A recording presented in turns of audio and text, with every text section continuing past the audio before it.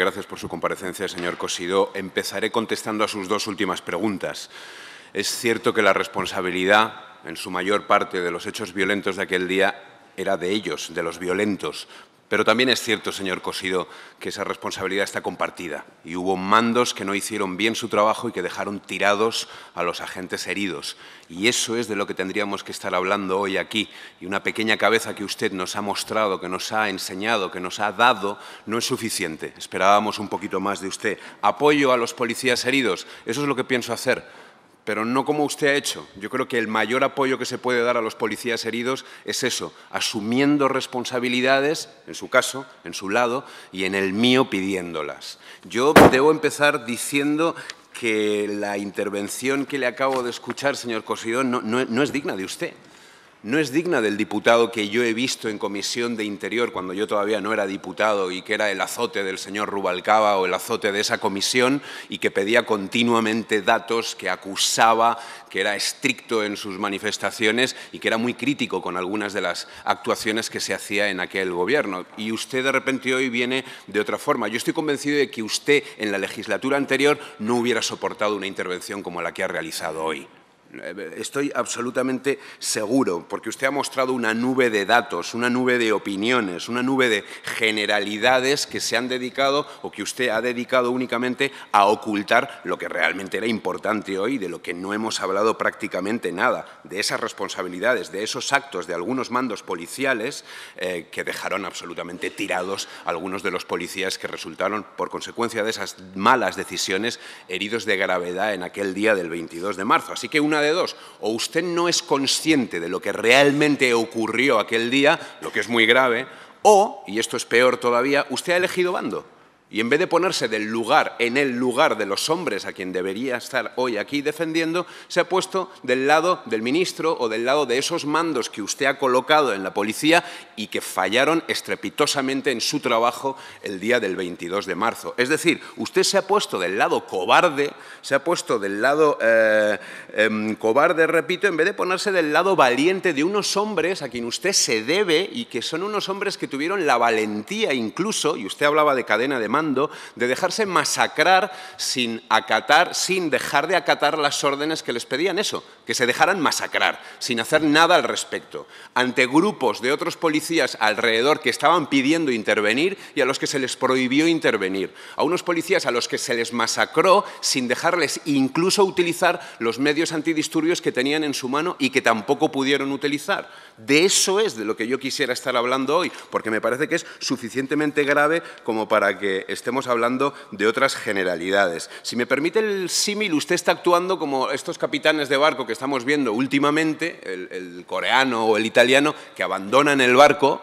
y dejan a sus tripulantes, dejan a aquellas personas que dependen de ellos absolutamente tirados. Y yo me desayuno encima hoy con historias tan absurdas y que además abundan en el insulto a aquellas personas que dependen de usted, como la creación de unidades de policías de élite. Señor Cosidó, lo que necesitamos son políticos de élite, no policías de élite. Nuestros policías ya son de élite. Quienes fallaron aquí no fueron nuestros policías, fueron los mandos políticos y falló usted. Lo que necesitamos son políticos de élite, que gobiernen de verdad, que asuman de verdad cuáles son sus responsabilidades y que no dejen tirados a sus hombres. Eso es lo que necesitamos. Usted hablaba de condecoraciones, por supuesto. Bienvenidas sean las condecoraciones, pero repito, la verdadera condecoración, la importante condecoración que recibirían los policías que fueron masacrados aquel día y el resto de sus compañeros es que ustedes desde el Ministerio asumieran las responsabilidades políticas que tienen. Medios. Bienvenidos sean. Llevamos mucho tiempo y lo hemos manifestado en esta comisión y en otras y en pleno, que hay muchos policías que siguen teniendo que pagarse de su bolsillo y esto es vergonzoso, material que les pueda proporcionar una mayor protección personal y lo hacen con el dinero de su bolsillo. Pero el problema que ocurrió aquel día es de medios, pero también es de otra cosa que usted no ha manifestado aquí, y es que se les prohibió, mientras eran masacrados, utilizar unos medios que sí tenían a su alcance. Y usted debe concretar de quién fue esa responsabilidad. ¿Es una responsabilidad única de esa cabeza que nos ha ofrecido hoy en bandeja? Ese señor actuó por su cuenta, luego abundaré en esa pregunta, porque me voy a ir a los hechos, y los hechos nos dicen que el 22 de marzo estamos hablando de una manifestación importante, pero también de un dispositivo importante. Estamos hablando de un dispositivo en el que participaron más de 30 grupos operativos de la UIP, lo que hace un total de más de 1.600 agentes. Es decir, una de las manifestaciones pacíficas más numerosas en la historia reciente de nuestro país, a pesar de contar con uno de los despliegues y dispositivos más numerosos en cuanto a número de agentes. No olvidemos que venía gente de Madrid, de Barcelona, Valencia, Zaragoza, Sevilla, Valladolid, repito, más de 1.600 dispositivos, agentes desplegados.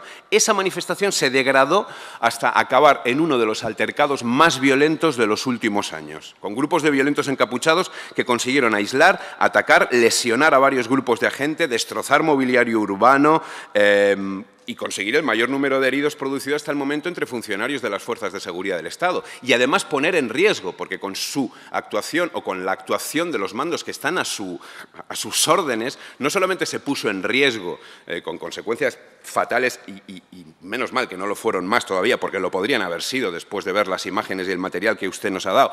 No solamente fue esta la consecuencia peligrosa, sino es que también esa ineptitud, si me permite, esa cobardía política, porque ahora quisiera que me responda a ello, puso en peligro también la vida de muchos manifestantes que estaban manifestándose pacíficamente aquel día.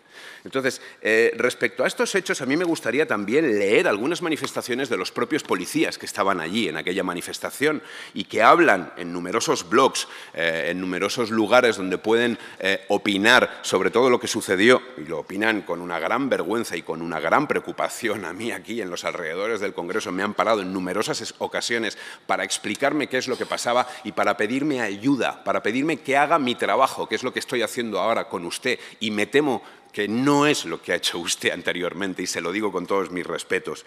Esos policías hablan de cómo un grupo de la Unidad de Intervención Policial en el Paseo de Recoletos pide ayuda desesperadamente a través de las emisoras, mientras al otro lado de esas emisoras sus jefes callan y los abandonan a su suerte. Eso es lo que denuncian esos grupos, eso es lo que denuncian esos policías que estaban de servicio. Ellos dicen que el comisario general de Seguridad Ciudadana, Florentino Villabona, el jefe de la UIP, José Miguel Ruiz Iguzquiza, y el jefe de la primera UIP, Francisco Javier Virseda, Puma, estaban muy cerca. Por eso quisiera que usted me diga si esa sola cabeza que nos ha presentado hoy aquí es la que asume todas las responsabilidades y el que actuó solo y decidió solo que se hiciera lo que se hizo aquel día.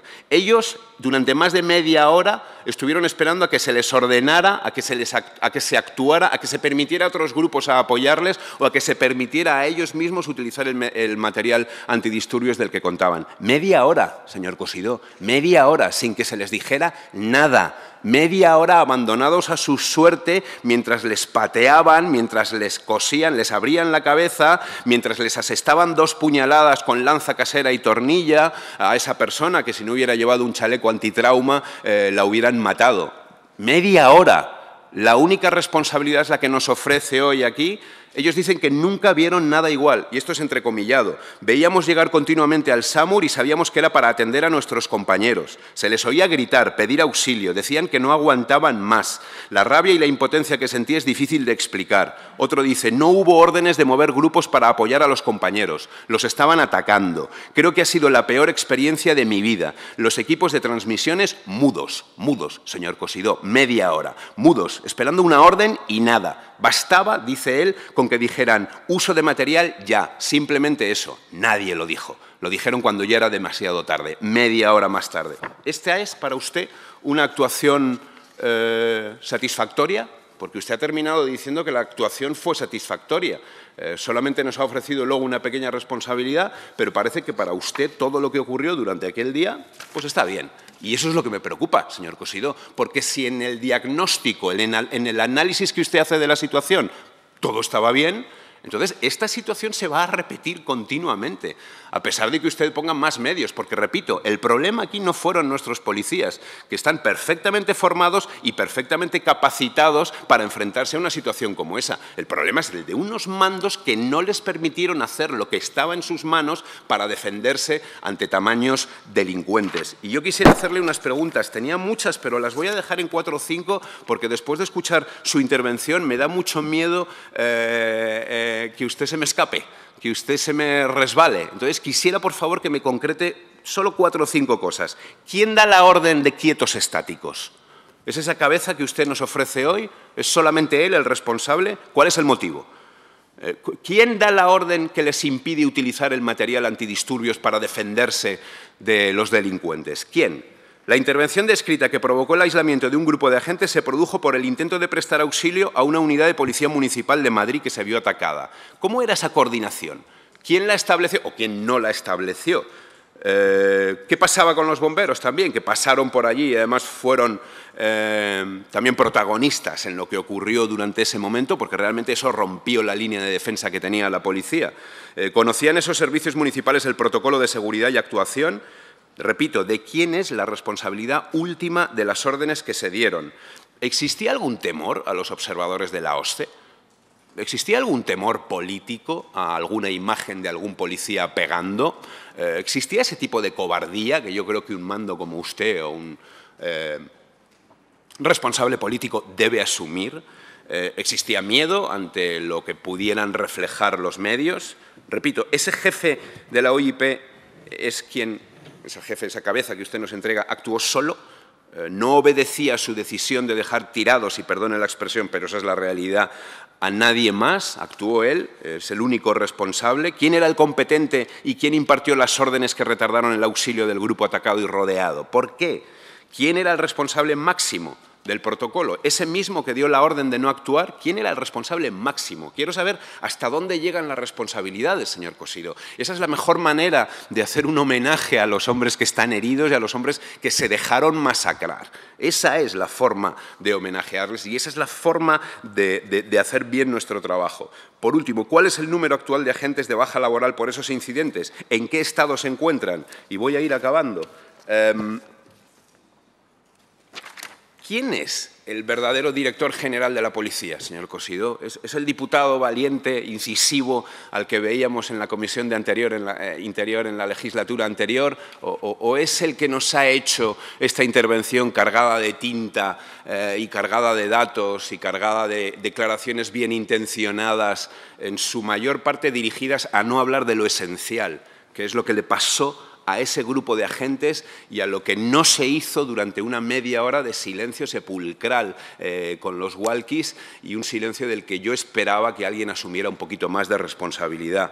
¿Es usted? ¿Es el mismo? ¿Es ese señor Cosidó? O no sé, o es que envejece usted mal, perdóneme la expresión. Señor Cantó, vaya finalizando, voy acabando. por favor. O es que ocurre como esas cosas que se dicen a veces, y permítame otra vez la expresión, que para conocer de verdad a fulanito, dale un carguito. Y termino, solamente me quedan 3 cosas. Ya sabemos cuál es el trabajo de la policía, conocemos su código ético. Usted se ha alargado hoy explicándonos el código ético. No estamos aquí para que nos cuente cuál es el código ético de la policía. Estamos aquí para revisar el código ético de sus dirigentes, para revisar su código ético, para revisar el código ético de los mandos que actúan, de los mandos políticos. Y termino enseguida, señora presidenta, 2 cosas más. Ha hablado de la necesidad de obedecer, de la importancia de la cadena de mando. Completamente de acuerdo. Ellos lo tienen muy claro. Si ellos no tuvieran clara cuál es la importancia de la cadena de mando y de la obediencia, no se hubieran dejado masacrar ese día, hubieran actuado por su cuenta. No lo hicieron, poniendo en riesgo su vida. Quien tiene que aprender otra cosa que tiene que ver con la cadena de mando es usted, que es la importancia de liderar con el ejemplo, de asumir responsabilidad y de ganarse el respeto de los hombres que están bajo sus órdenes. Y para terminar, me gustaría que nos explicara, ¿va usted a comportarse de forma valiente como lo hicieron los hombres que están a sus órdenes aquel día? ¿Va usted a ser merecedor de su cargo?